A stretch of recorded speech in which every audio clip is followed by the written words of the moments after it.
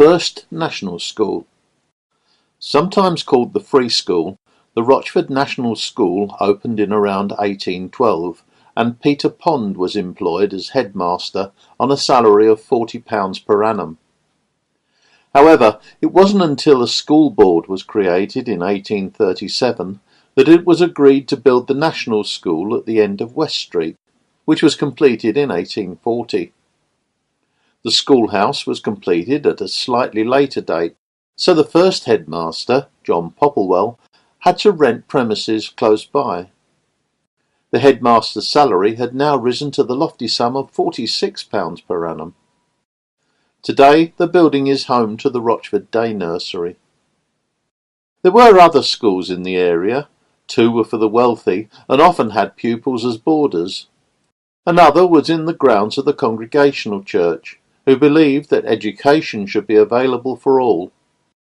Eli Beckwith was headmaster of the Congregational Church School from 1823 to 1839, alongside his other trades of bookbinder and thatcher.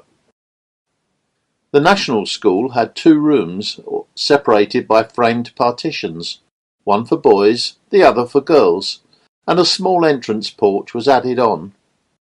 The cost was 1 old penny per day, although every 3rd child in a family was free. This was good for John Popplewell and his wife Phoebe, as they had a family of 12. The children were educated and managed day to day by a schoolmaster and mistress. The school had many rules, some of which we would consider peculiar today. No child under 6 would be admitted. Children must be vaccinated. A halfpenny or halfpenny fine was imposed if an excuse for absence was deemed invalid. Twice yearly the school ran a bazaar lasting 2 days to raise funds for the school. The bazaar sold objects made through the year by the children, mostly needlework, handkerchiefs, collars, shirts, aprons and frills selling for 1 shilling each, and nightcaps selling for 4 old pence. The census of 1840 showed attendance at the National School at 212 students, and the school was rebuilt to house more pupils in future, with the resultant Rochford Primary School emerging in 1877. Education around this time consisted of the 3 R's: reading, writing, arithmetic, and religion.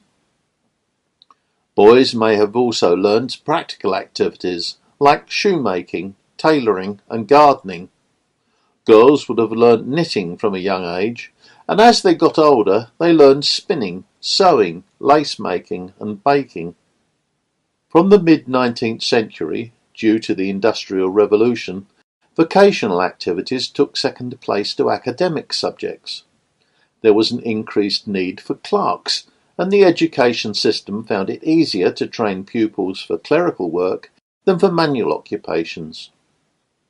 The need for better education for all classes was the subject of numerous parliamentary discussions, as many were against educating the poor. However, it finally transformed into the educational structure that we recognise today.